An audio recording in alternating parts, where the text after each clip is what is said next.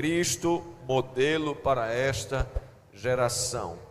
Meus amados irmãos, eu quero, me servindo deste texto bíblico, honrar este tema e dar um subtema a ele: Jesus, o meu modelo. Desde a abertura ao encerramento deste evento, duas palavras vão ficar fixas no nosso coração e na nossa mente. Primeiro é o nome Jesus, e segundo é a palavra modelo. Diga comigo, modelo. O dicionário nos diz que modelo significa uma amostra que pode ser usada como base para construir outra coisa de forma idêntica. Isso significa modelo. Uma palavra sinônima para modelo, para tornar mais claro o entendimento, é aquilo que se consegue imitar, aquilo que deve ser imitado e copiado. Quando a gente diz que determinada coisa serve como modelo, é que serve para ser copiada. Também uma outra palavra sinônima para modelo é a palavra paradigma, que significa exemplo ou padrão a ser seguido. A palavra modelo, em termos correlatos, aparece nas páginas do Novo Testamento.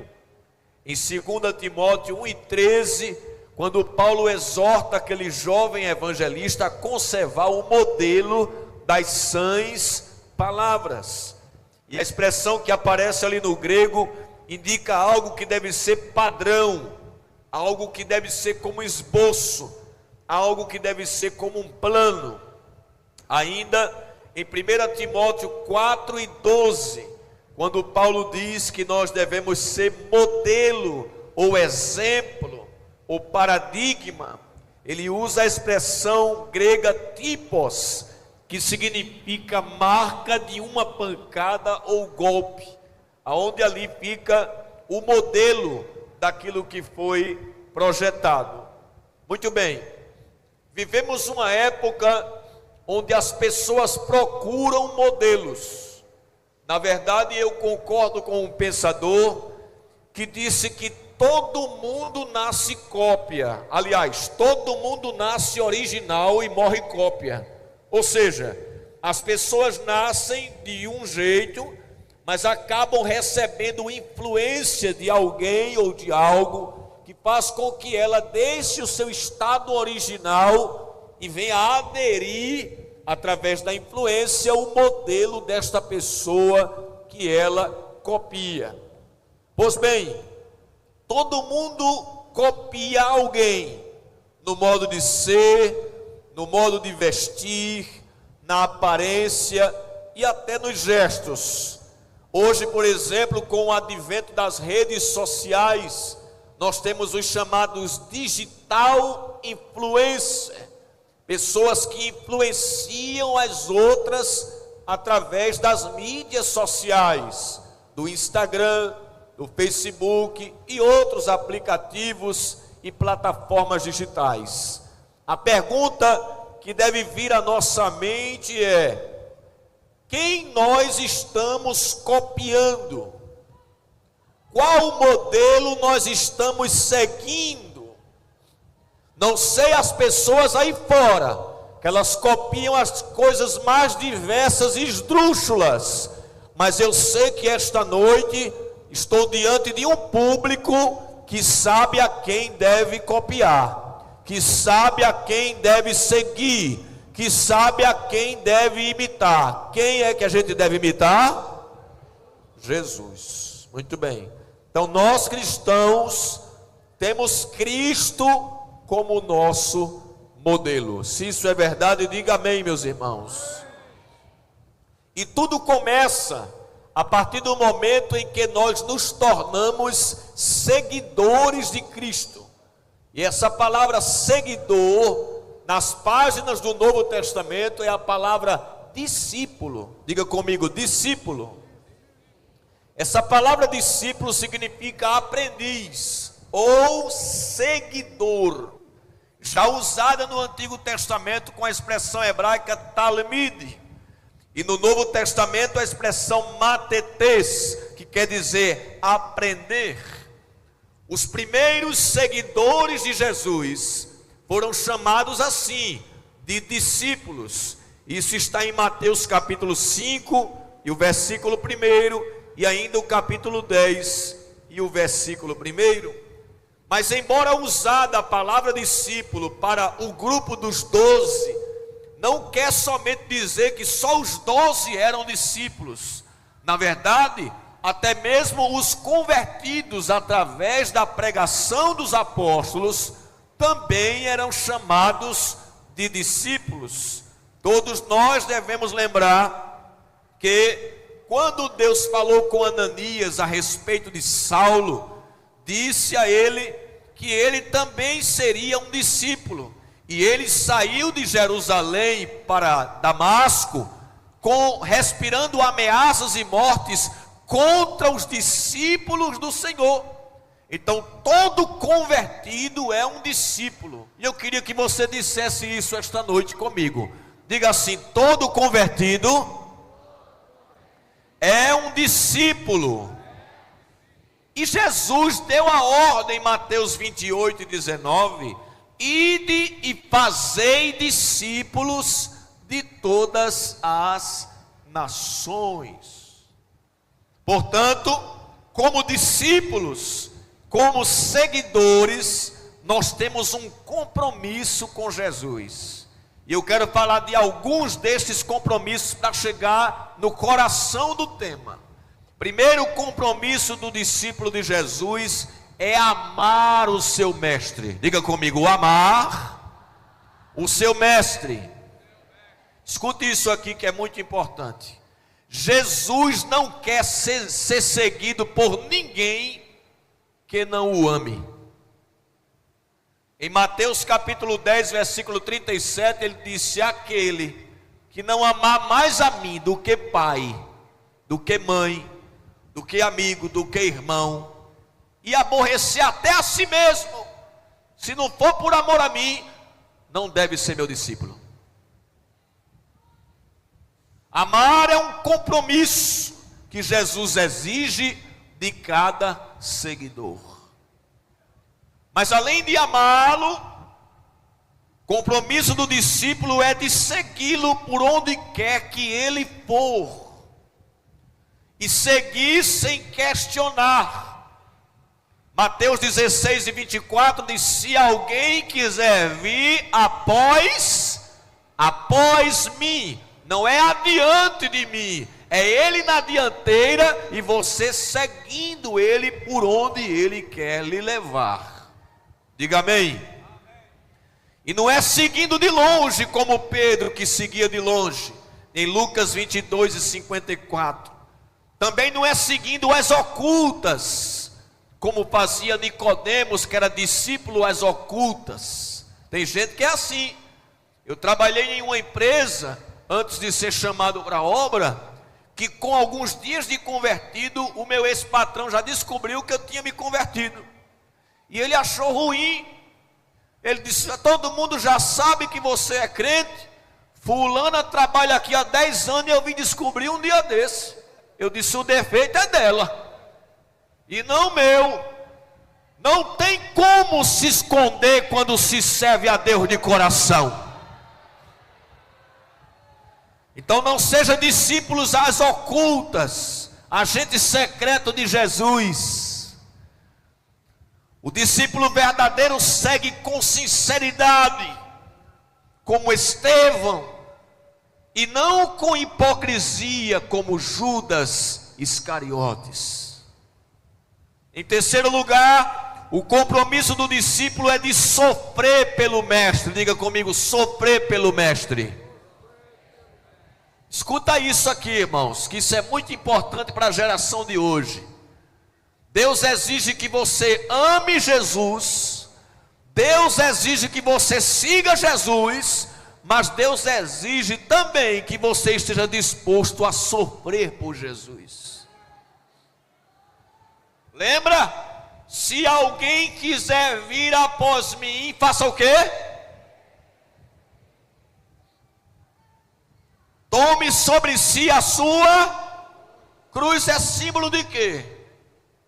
Sofrimento. Quem quiser seguir a Jesus tem que estar disposto a sofrer.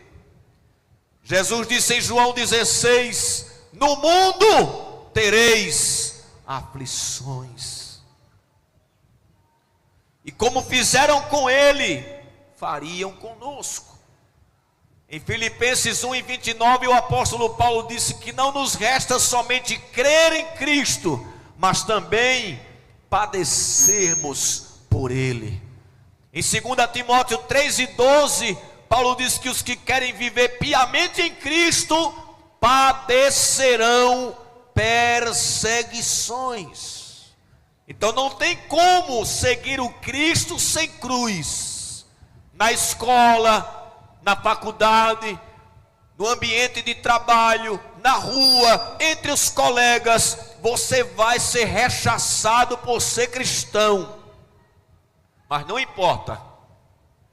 Você vai dizer como Antônio Almeida: sim, eu amo a mensagem da cruz. Até morrer eu a vou proclamar. Levarei eu também minha cruz, até por uma coroa trocar. Glória a Deus. Em quarto lugar, o outro compromisso do discípulo é de aprender com o mestre. Em João 8:31, Jesus disse: vós sereis meus discípulos se guardardes os meus mandamentos. Escute, irmãos, não sejamos cristãos de IBGE, sejamos cristãos autênticos.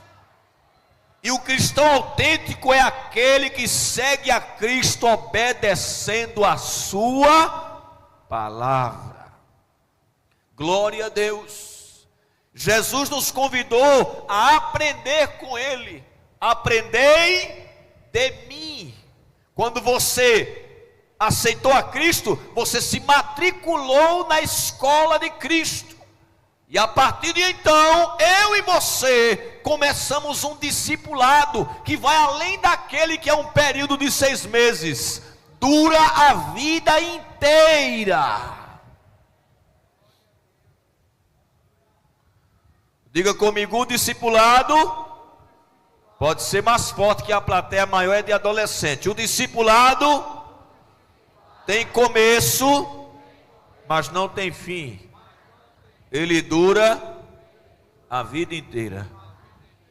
Então veja, o compromisso do discípulo é amar o mestre, seguir o mestre, sofrer pelo mestre, aprender com o mestre. Aí vem o último, que é o coração da mensagem: imitar o mestre.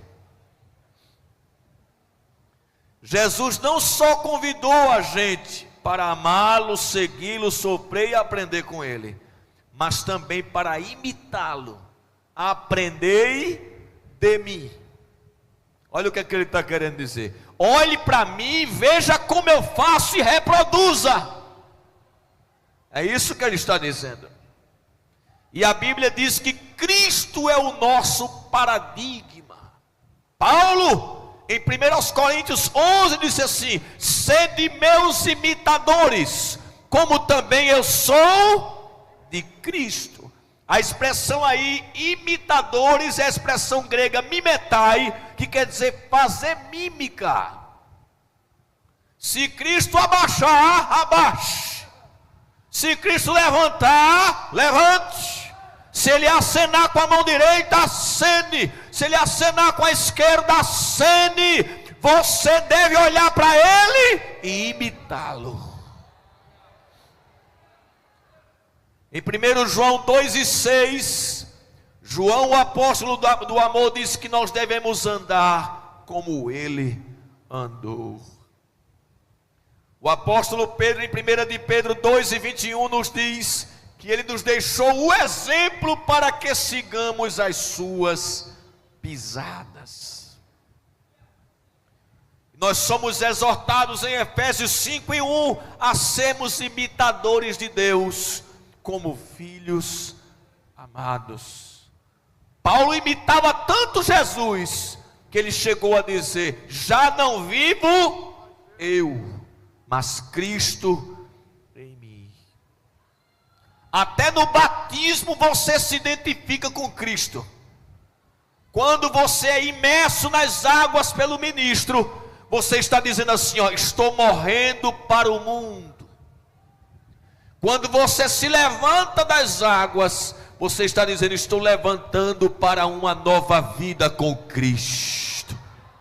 Glória a Deus. É por isso que todo crente salvo que tem condições deve descer as águas. Glória a Deus. A Bíblia nos diz que nós devemos imitar a Cristo. Agora, imitar em quê? Cristo é modelo para nós. Quem concorda que Cristo é um modelo para nós aqui? Levanta a mão. Agora, modelo de quê? É sobre isso que eu quero falar. Primeiro, Cristo é para nós um modelo moral. Diga comigo, modelo moral. Irmãos, quando a gente olha as páginas do Novo Testamento e vê a vida de Jesus, é uma vida impecável. Em João 8:46, ele olhou para os seus seguidores e os que estavam à sua volta e disse: quem de vós me convence de pecado? E ninguém disse nada. E ele mostrou essa vida ilibada desde muito cedo. Olha aqui para mim, adolescente. Se você tem a Cristo como seu modelo, você deve se esforçar para desde cedo reproduzir o caráter de Cristo em suas atitudes. Por exemplo, Cristo é modelo dentro de casa. Quando ele estava no templo, que Maria e José se perderam dele, quando acharam, a Bíblia diz assim: filho, te procuramos por todas as partes. Ele disse: não convinha eu estar na casa de meu pai para tratar dos negócios dele. E quando tirou-lhe de lá, a Bíblia diz assim: e era-lhes submisso. Um filho que imita Cristo é submisso aos seus pais. Escuta aí que começou agora, hein? Se Cristo é teu modelo, então você imita Cristo obedecendo aos seus pais. Nem sonhe em levantar a voz para Ele, nem sonhe.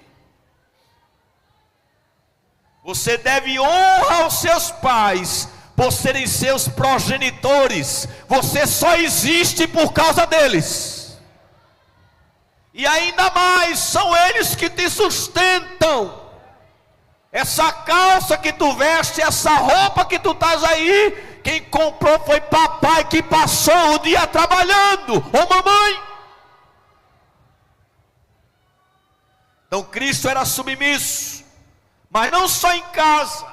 Ele é um exemplo moral em relação à sociedade.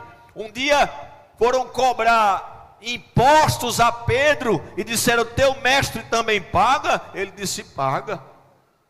E quando chegou lá, Jesus disse assim: você vai pagar por mim e por você, porque eu não sou um sonegador de imposto.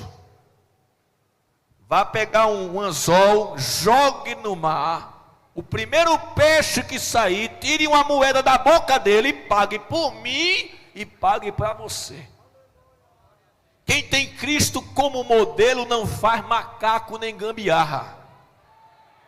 Quem tem Cristo como modelo, não é verdade? Não faz falcatrua, não passa cheque sem fundo. Quem tem Cristo como modelo, se a conta de luz chegar a zero, ele vai reclamar da CELP: chegou zero, viu?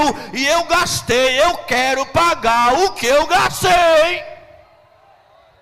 Quem tem Cristo como modelo, quando recebe um troco errado, devolve.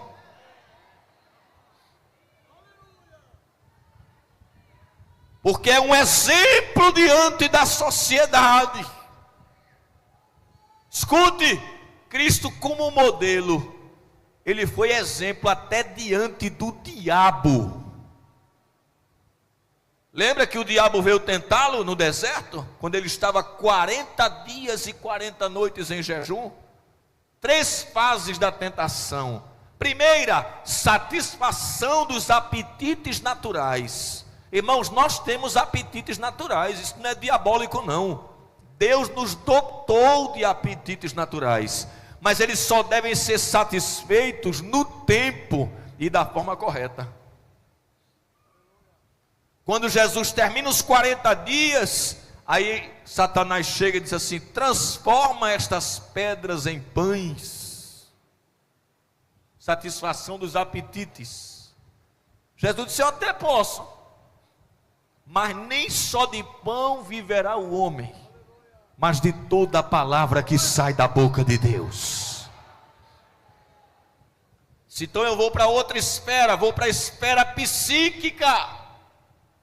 Transportou ele para uma montanha e disse: atira daqui, porque diante das pressões, Satanás joga na nossa mente sugestão de suicídio, automutilação, autodestruição.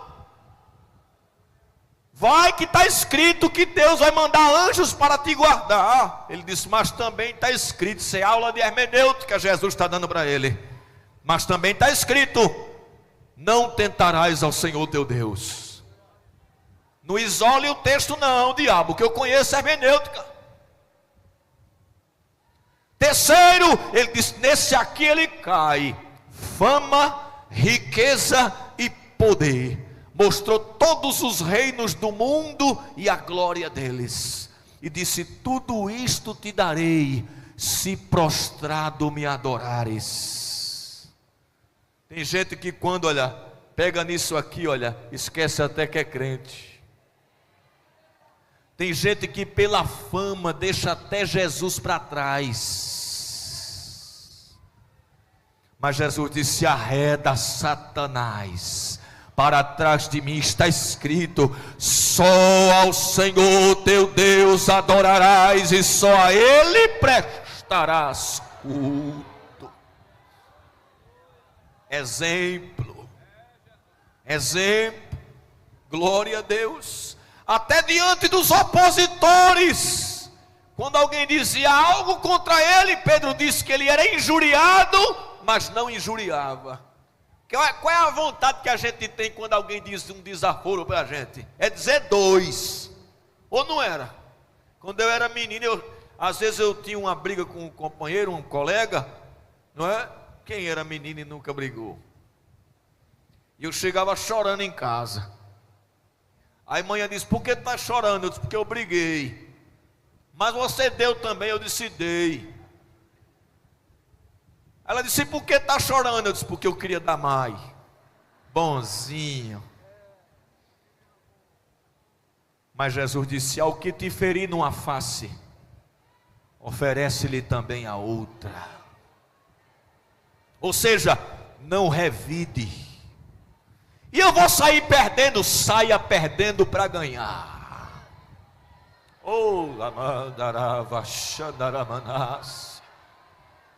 Quer imitar Jesus? Eu não levo desaforo para casa. Vai ter que levar. Jesus levou. Eu não engulo sapo. Vai ter que engolir. Jesus engoliu. Ele é teu modelo? Até mesmo os incrédulos davam testemunho de Jesus. Mandou Jesus para Pilatos. Pilatos disse: eu não vejo nesse homem mal algum. Manda para Herodes. Herodes vai e diz: também não vejo nesse homem mal nenhum. Remete para Pilatos.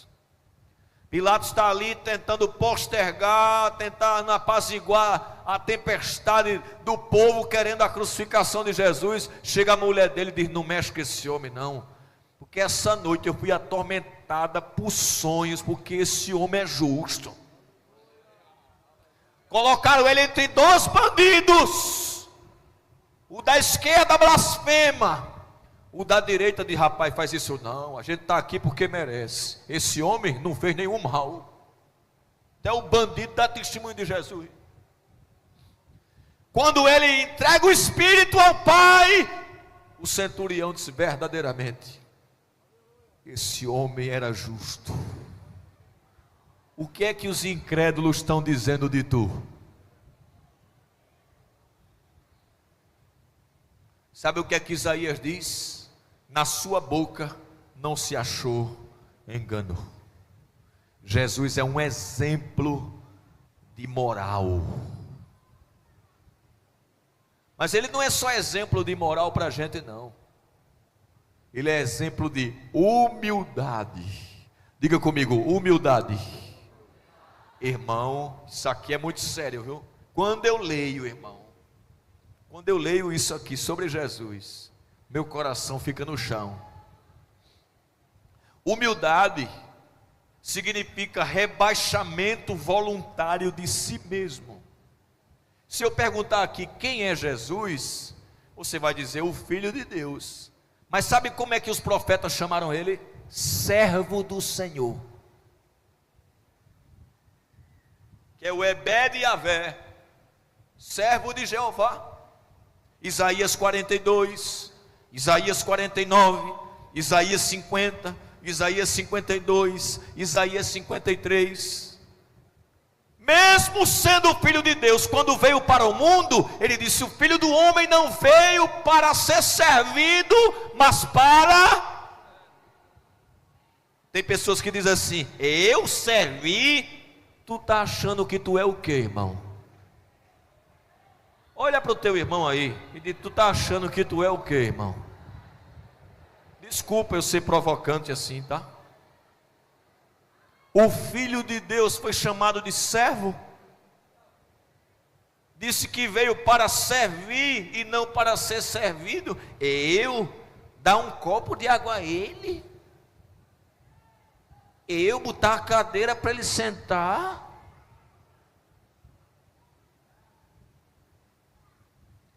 Paulo usou o exemplo de Jesus para apaziguar uma briga entre duas irmãs, Evódia e Sintique. Estavam se estranhando. Aí Paulo disse: não diga isso, não faça isso não, que haja em vós, oh aleluia, o mesmo sentimento que houve em Cristo Jesus, o qual, sendo em forma de Deus, não teve por usurpação ser igual a Deus. Antes, foi o que ele fez, se esvaziou. Irmão, isso aqui é um tapa, não, é um murro no ego da gente, irmão. Você concorda, irmão? Eu me sinto um nada diante de um texto desse, irmão. Porque eu vou dizer uma coisa aqui para todos nós, para quem está me assistindo também, irmão. Eu admiro muito o poder de Deus, mas eu admiro muito mais o caráter de Deus. O poder de Deus para levantar defunto, para fazer paralítico caminhar, para criar o universo do nada, é espetacular. Mas o caráter de Deus, porque Ele é tudo isso, mas tem o pé no chão.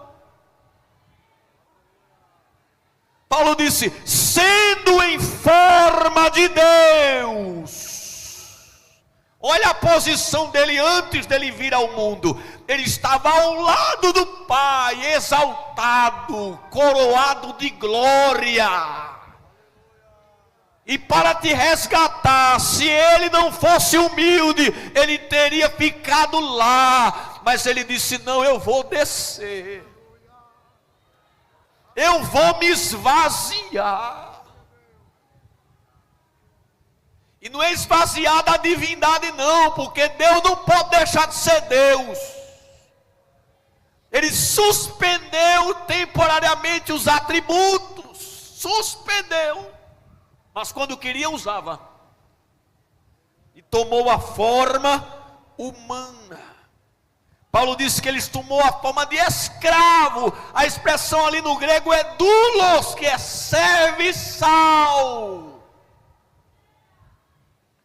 Irmão,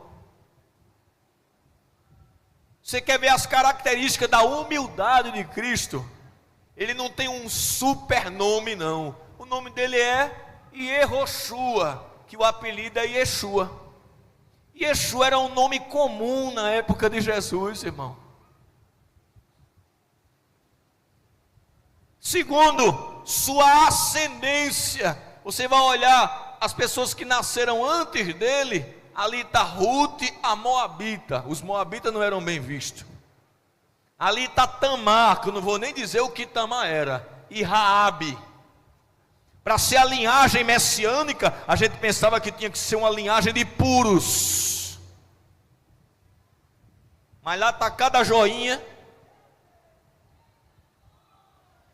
Na sua família, filho de um carpinteiro e de uma camponesa chamada Maria, ou Miriam, no hebraico. Que Celso, o filósofo que viveu no segundo século, ridicularizou da messianidade de Jesus. Quem já viu um Messias ser filho de um aldeã? Para ele era um insulto. A simplicidade e a humildade de Cristo, nascido em Belém e criado em Nazaré, ao ponto de Natanael dizer: e de Nazaré vem alguma coisa boa? Nazaré era tão pequena que você não vê ela no Antigo Testamento. Procure. Nem Joséfo faz menção de Nazaré. Era um vilarejo, uma aldeia. E Jesus nasceu dali. Foi criado ali, nasceu em Belém, criado em Nazaré. Sua humildade está expressa na sua aparência. Não é essa aparência que as pessoas fazem aí, um loiro alto de olhos azuis ou verdes. Isaías disse que ele não tinha parecer nem formosura. Era um homem simples. Se ele estivesse fisicamente entre nós, nenhum de nós seria atraído por ele pela aparência. Sendo rico, se fez o quê? Pobre. Ninguém aqui é pobre por opção. A gente é pobre por condição. E se a gente puder, luta para deixar de ser pobre. Mas ele, sendo rico, disse assim: eu quero ser pobre. Irmão,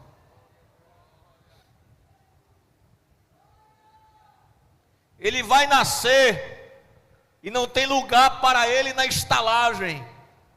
É improvisado um lugar. E qual é o berço dele?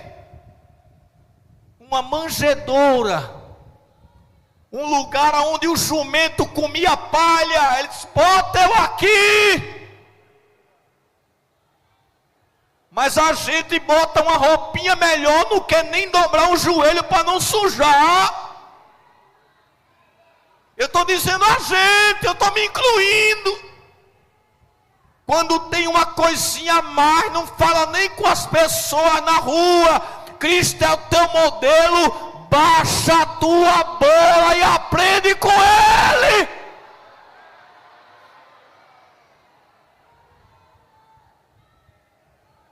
Modelo de humildade. Sua vida de submissão, sendo obediente até a morte e morte de cruz.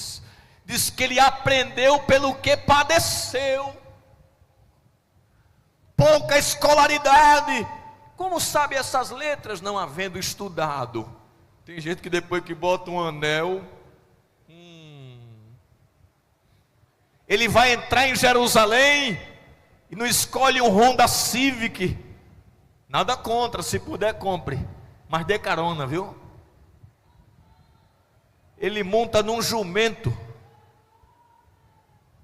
Tem até um poeta, Sérgio Lopes, né? Que ele canta um hino. De forma poética, ele disse que alguém começou a gritar na rua: lá vem o rei, lá vem o rei. Aí as pessoas foram afluindo, e um dos rapazes que foram também, disseram: um rei, vou ver também. E ele sai de casa e vai procurando, porque qual é a ideia de rei que você tem? Alguém com coroa, com vestes caras, sentado num cavalo manga larga machador, que anda até de lado assim, ó. Mas ele disse que ficou procurando, cadê o rei, cadê o rei, cadê o rei? Aí viu um homem sentado no jumento e disse: você viu o rei que o povo está olhando, está falando que vai passar? Aí esse homem vai dar uma risadinha para ele e passa adiante. E quando ele vê que não conseguiu achar o rei, aparente rei, alguém diz a ele assim: rapaz, era aquele que passou por tu sentado no jumento.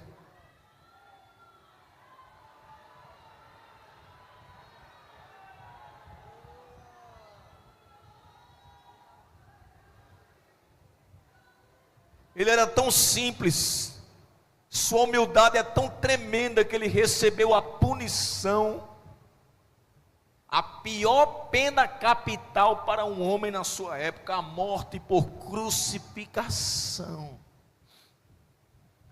E para ser sepultado, foi num túmulo emprestado. E um dia alguém zombou de Jesus, chegou e disse: que situação tão miserável, não tem nenhum lugar para ser sepultado, teve que pegar um túmulo emprestado. Aí eu disse assim a essa pessoa: e tu acha que Jesus vai gastar dinheiro com funerária para quem só vai passar 3 dias? Eu acho que você não entendeu o que eu acabei de dizer, não. Com todo respeito às pessoas católicas, mas Jesus nunca seria católico.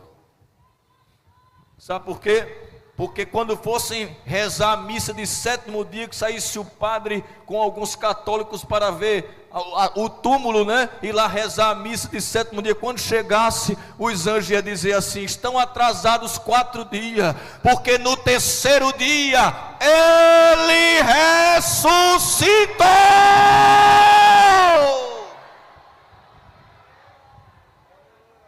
Ele é um modelo de humildade.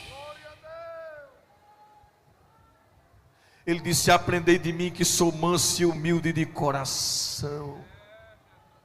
Um dia os discípulos estavam brigando: eu sou maior, eu sou maior. Não, Pedro disse: o maior sou eu, o maior sou ele. Me chamou de pedra, né? Aí João disse: não, o maior sou eu, que bota a cabeça no peito dele. Aí Tiago disse: não, mas ele me chamou de filho do trovão, eu sou maior, eu sou maior. Aí Jesus disse assim: traga uma criança aqui.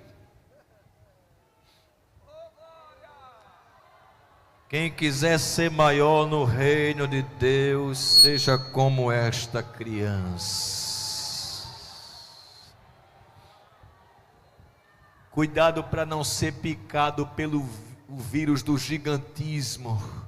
Usar o nome de Jesus para ficar famoso, para ganhar like, para ganhar palminha. E quem disse que Jesus te chamou para isso? Ele te levantou para Ele aparecer. Ele te levantou para Ele aparecer. Ele te levantou para Ele aparecer. Para Ele aparecer.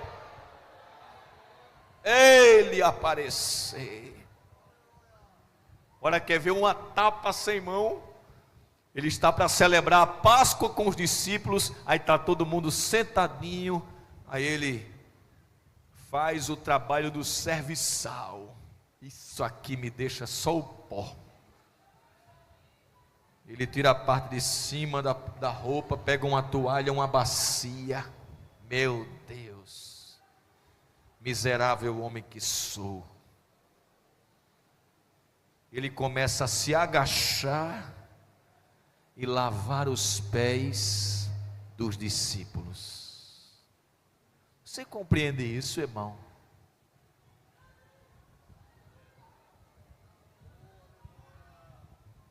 O dono do céu e da terra se abaixar para lavar teus pés. Será que ele está ensinando, é? Quando Pedro viu isso, disse assim: os meus não, Senhor. Jesus disse: se eu não te lavar, tu não tem parte comigo, porque eu só tenho parte com os lavados. Diga comigo: a humildade dá um banho no orgulho. Eu nunca vi ninguém perder por ser humilde, mas eu já vi muito orgulhoso cair com a cara no chão. A humildade é a reprodução do caráter de Cristo. O orgulho é a reprodução do caráter do diabo.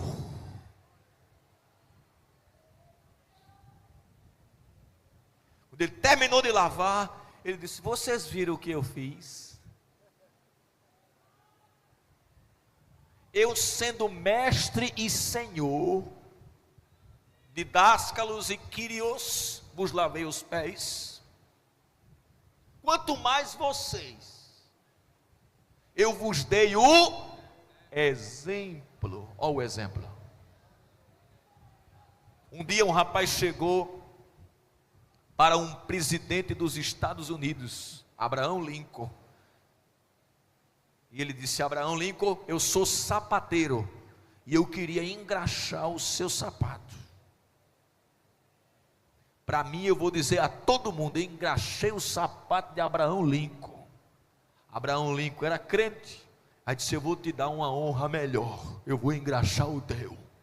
Porque em vez de tu dizer por aí que engraxasse o sapato do presidente, tu vai dizer: o presidente engraxou meu sapato.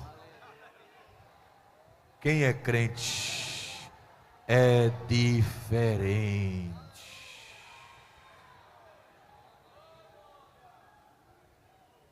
Deixa eu ir adiante.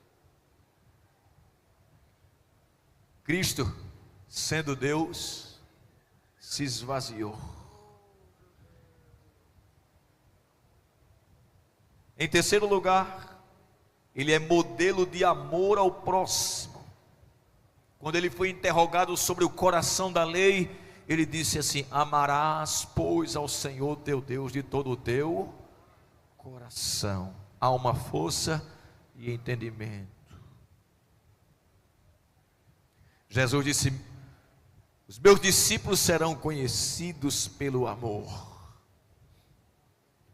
Ele se intitulou a maior demonstração do amor de Deus, quando disse: Deus amou o mundo de tal maneira que deu seu Filho unigênito. E disse: ninguém tem maior amor do que este, do que alguém dar a vida pelos seus amigos. Jesus amou sem ser amado. Escute isso, viu? Que eu já vi gente sair da igreja dizendo: vou sair da igreja porque a igreja não tem amor. Jesus amou sem ser amado. O amor não espera nada em troca, ele dá. Jesus amou os pecadores, Efésios 2 e 4. Diz que ele amou os seus e amou até o fim, João capítulo 13. O amor de Cristo é um modelo de amor do esposo para com a esposa. Paulo diz isso em Efésios 5 e 25, que o marido deve amar a mulher como Cristo amou a igreja. Em quarto lugar, Jesus é modelo de perdão. Diga comigo: modelo de perdão. É, irmão, foi o tema que vocês escolheram. Jesus chamou Judas de amigo.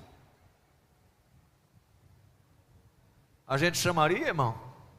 Só se a gente não soubesse quem ele era, né? Mas Judas vem com uma equipe de pessoas para prender Jesus. E ele disse: aquele a quem eu beijar é o que vocês devem prender. Daí veio a expressão beijo de Judas.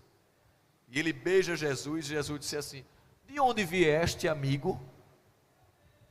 Sabe por quê? Jesus é amigo de Judas. Judas é que não é amigo de Jesus.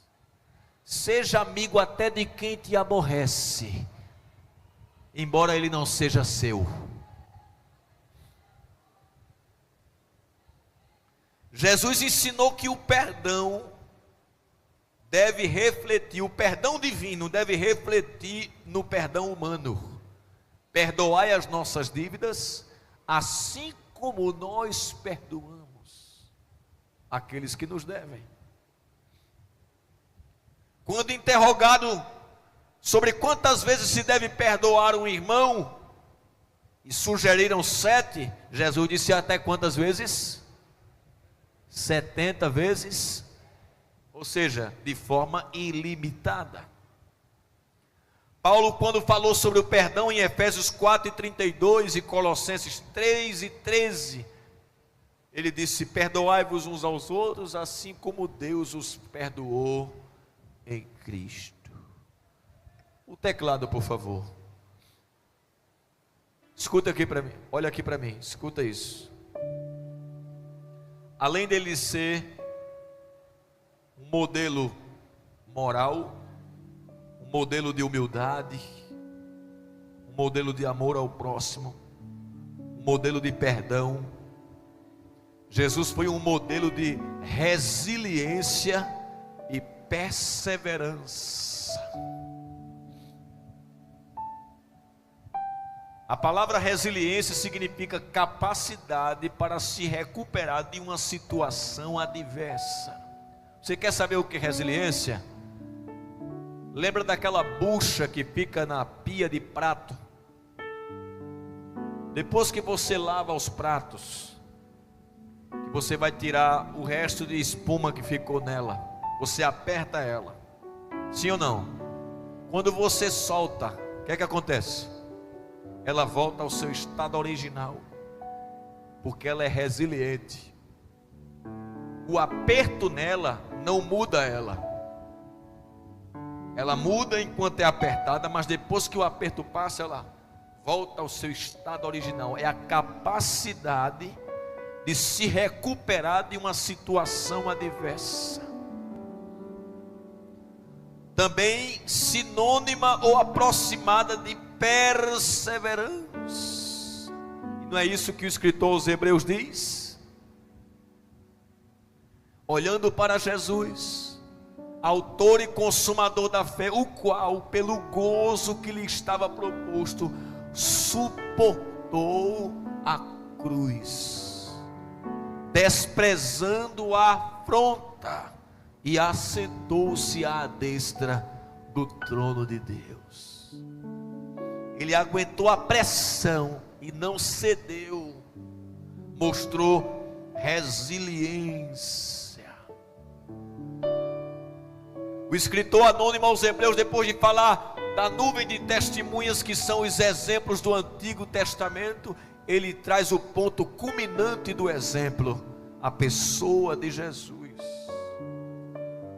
Por isso que Paulo diz: deixando as coisas que para trás ficam e avançando para as que diante de mim estão, prossigo para o alvo. Diga: prossigo para o alvo. Alvo aí é a expressão grega skopos, que significa o lugar aonde a flecha acerta. Paulo tinha um alvo. Tem um provérbio chinês que diz: se você não sabe para onde vai, não saia de onde você está. Não vale a pena andar errante. Não vale a pena ficar como cego em tiroteio. Você tem que saber para onde você vai. Eu aceitei Jesus para ir para o céu. Alguém mais, irmão? Alguém mais? Então a gente sabe para onde vai. Eu não aceitei para ser auxiliar, diácono, presbítero, evangelista, coordenador, vice-superintendente, escritor. Deus me deu todas estas bênçãos e eu tenho grande consideração por elas. Mas se Ele não me desse nada, eu continuava seguindo, porque eu não faço de vocação ambição. A minha ambição é o céu. Alguém mais ambiciona o céu, irmão?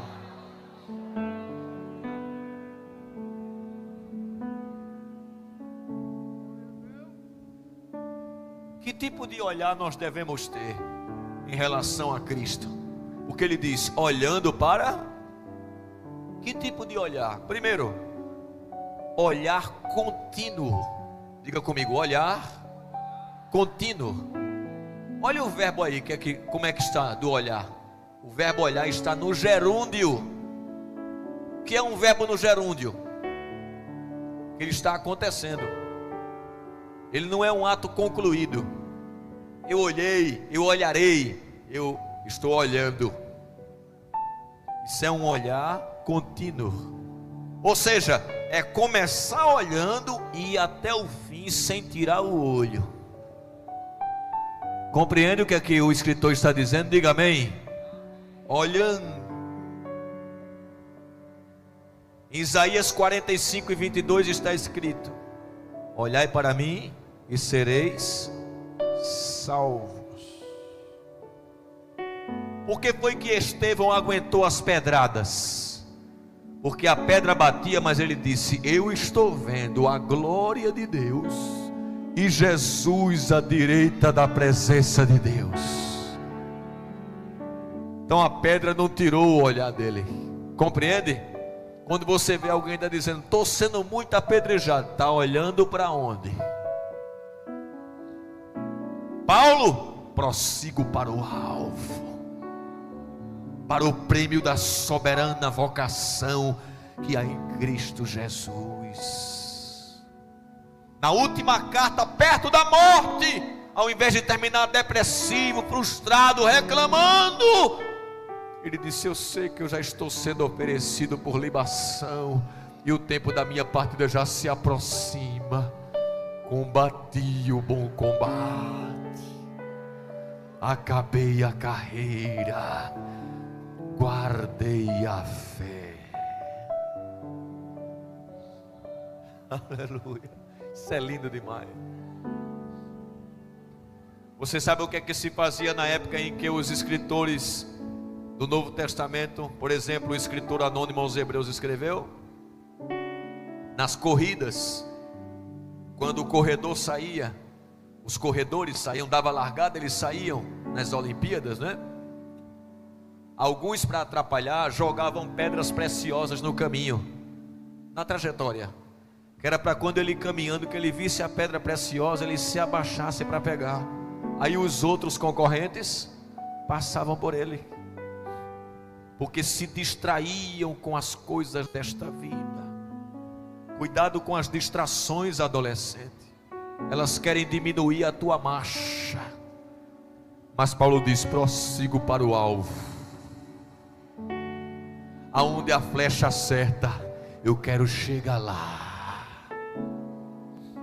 Aleluia. Um dia Jesus viu a congregação diminuir a quantidade. Pedro também viu, disse: Senhor, dá uma aliviada aí na doutrina, porque o povo não está gostando muito não. Estão tudo indo embora, porque tem gente que só quer ficar se a doutrina for boa. Jesus disse: se vocês também não querem ir embora não? Eita Jesus, agora pegou pesado, é? Pedro disse: para quem iremos nós? Doutrina pesada ou não, só tu tens as palavras da vida eterna.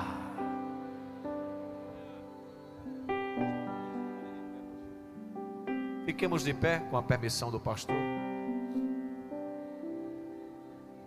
Que tipo de olhar nós devemos ter para com Cristo? Um olhar firme. Diga comigo: olhar firme. A versão atualizada diz assim, ó: olhando firmemente. Não é? Olhando firmemente. É preciso olhar e olhar com firmeza. Um dia, os moabitas, edomitas, os amonitas vieram contra Josafá. Estavam a 50 quilômetros de Judá. Estavam em Engedi. E eles vieram a peleja e mandaram dizer a Josafá. E Josafá temeu, porque ninguém é de aço. 3 povos se juntaram para destruir Josafá. Mas a Bíblia diz que ele teve medo, mas pôs-se a buscar ao Senhor. Mesmo com medo, ore. Ele junta o povo no pátio, apregou um jejum, até as crianças de peito vieram. Foi uma convocação geral. E a Bíblia diz que ele fez um clamor. Ele disse: Senhor, vem contra nós uma grande multidão.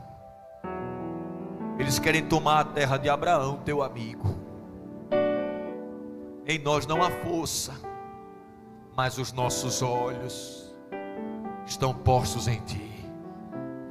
Olha os olhos, olhando firmemente para Jesus. Para onde estamos olhando? Um dia cercaram a casa de Eliseu, o exército sírio. Geazi se acordou de manhã, quando abriu a porta que olhou, estava a casa cercada para prender o homem de Deus. Disse: ai meu Senhor, um exército ao redor da nossa casa. Eliseu ainda se espreguiçando, disse: abre os olhos do moço, Deus, porque o meu já está aberto. Ele olhou e disse: eita Senhor, também tem um exército ao nosso redor, de fogo, para nos proteger. Para onde você está olhando? Escuta, isso aqui é muito forte que eu vou dizer aqui para você, adolescente. Um dia Jesus vinha por sobre as águas, na quarta vigília, andando por cima das águas. Quando ele foi se aproximando do barco, pensaram que era um fantasma. E ele disse: filho, sou eu, não temais. Aí Pedro, que era ousado, disse: se és tu, manda que eu vá ter contigo sobre as águas. Jesus disse: vem. Imagina a experiência. Não se pisa em água, que afunda. Literalmente ele voou, violou a lei da gravidade, que puxa tudo para o centro. Ele começou andando, ó. Mas a Bíblia diz em Mateus 14:30: e sentindo o vento forte, teve medo. Sabe por que alguns adolescentes se desviam? Porque alguns jovens se desviam? Porque o medo é maior do que a fé. Medo a gente sente, mas não pode ser maior do que a fé. Aí a Bíblia diz que ele começou a naufragar. Agora tem um segredo aí, ó. Olha aqui para mim, adolescente. Aqui está o segredo. Quando ele começou a ir para o fundo, ele clamou: está precisando de ajuda? Abre a tua boca e pede: Senhor, socorre-me. Aí a Bíblia diz assim, ó: e Jesus, estendendo a mão, segurou. Essa mão está aqui esta noite. Eu vou dizer de novo: esta mão está aqui esta noite, para segurar quem está naufragando. Eu não sei como você está, mas Deus sabe. Agora uma coisa eu quero dizer: olha, a mão de Jesus está assim, ó. Segura aqui, segura aqui, segura aqui, segura aqui, segura aqui. Você não vai naufragar, você está seguro nas minhas mãos. Homem de pouca fé, por que duvidaste? Olhar firme e olhar meditativo. Considerai, pois, diz o texto, aquele que suportou tais contradições. Considerar é um olhar meditativo. Escuta, olha aqui para mim, eu já vou fechar. Pensa comigo, como foi difícil para Jesus andar com a cruz do lugar onde ele estava até o Calvário. Há quem calcule cerca de 45 a 60 quilos, depois de ter passado pelo Azorrague, que Eusébio de Cesareia diz que foram tantos cortes que apareciam as costelas. Ele está andando com a cruz e com uma placa pendurada no pescoço, que era a sentença condenatória: Jesus Nazareno, rei dos judeus. Era o crime que ele havia cometido, se declarar rei. Ele está sangrando e andando com a cruz. Tem um momento que ele está tão exausto, porque não tem no mundo quem não sinta exaustão, que constrangeram um certo Simão de Cirene a ajudar a levar a cruz. E ele caminha até o lugar da execução total. E o que é que ele está olhando? Que ele não para. O gozo que estava proposto. Alguém podia dizer: vale a pena, Jesus? Ele disse: se eu olhasse só para aqui não valia não, mas eu estou olhando lá na frente. Vai ter uma multidão lá em Moreno, que vai ser o resultado desse penoso trabalho. Eu vou levar a cruz até o fim, para ver ele salvo, para ver ela salva, para ver o meu sangue salvar o Brasil, salvar a Europa, salvar a Ásia, salvar a África, salvar a Oceania, salvar os 5 continentes.